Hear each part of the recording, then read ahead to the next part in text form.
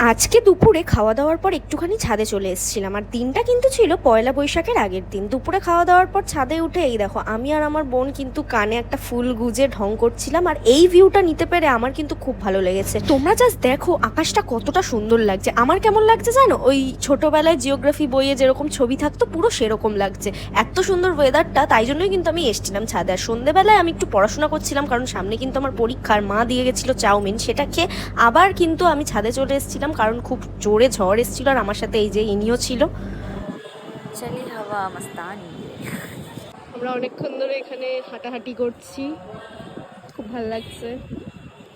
তো পয়লা বৈশাখে কার কটা জামা হলো আমাকে কিন্তু অবশ্যই জানিও। আমি কিন্তু দেখো পয়লা বৈশাখের আগের দিন সন্ধ্যাবেলায় চলে যাচ্ছি মায়ের সাথে কেনাকাটি করতে। দেখো কেনাকাটা বলতে সেরকম কিছুই না, তবুও পয়লা বৈশাখ বলে কথা, একটা নতুন জামা তো কিনতেই হবে। তাই জন্য মা কিন্তু আমাকে নিয়ে গেছিলো, আর আমি ঠিক করে নিয়েছিলাম যে একটাই ভালো দেখে চুড়িদার কিনবো। তো দেখো এই দোকানটায় চলে এসেছি, কিন্তু আমার এখান থেকে খুব একটা পছন্দ হয়নি। আমরা আবার এগিয়ে যাচ্ছিলাম, 3-4টে দোকান ঘোরার পর আমি এই দোকানটা থেকে কিন্তু এই কুর্তিটাই পছন্দ করে নিয়েছিলাম। আর মাও এটা বললো যে না, এটা আমাকে ভালোই লাগবে, তাই জন্য আমি এটাই নেবো ঠিক করেছিলাম। আর এই একটা নিয়েই কিন্তু আমি বাড়ি চলে যাচ্ছিলাম। আর একটা যেটা আছে ওটা মায়ের জন্য। আর এই যে মা আর ভাই হাঁটছে, আর দেখো এই কুর্তিটা আমি কিন্তু নিয়েছিলাম। এখানে আমি কুর্তিটা বাবাকে দেখাচ্ছিলাম যে দেখো এটা আমাকে কেমন লাগবে। আর বাবা আমাকে দেখো পাত্তা না দিয়েই চশমা উঁচু করে কিন্তু খেলা দেখছে। বাবার পাওয়ারে কি আপ ডাউন আছে জানি না। আর ভাই এসছে এখানে দুটোর মধ্যে একটা সিলেক্ট করে দিতে বাবার কাছ থেকে। আর আমি বললাম যে তোর যেটা ইচ্ছা হয় সেটাই নে। ও বললো আমার এখান থেকে একটাও পছন্দ না, মা আমাকে জোর করছে।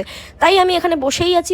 আর ভাইয়ের কেনাকাটা কিন্তু একদমই শেষ হচ্ছিল না গাইস। তারপর সবকিছু শেষে ফাইনালি আমাদের কেনাকাটা শেষ। এখন আমরা বাড়ির দিকে যাচ্ছি। রাত কিন্তু অনেকটাই হয়ে গেছে। দেখো রাস্তাঘাটে কিন্তু সেরকম লোকজনও ছিল না, শুধু আমরাই কেন লাইন দিয়ে যাচ্ছিলাম। আর মাকে বলেছিলাম ক্যামেরাটা ধরতে। তো ব্লগটা কেমন লাগলো জানি। আজকের মতো টাটা।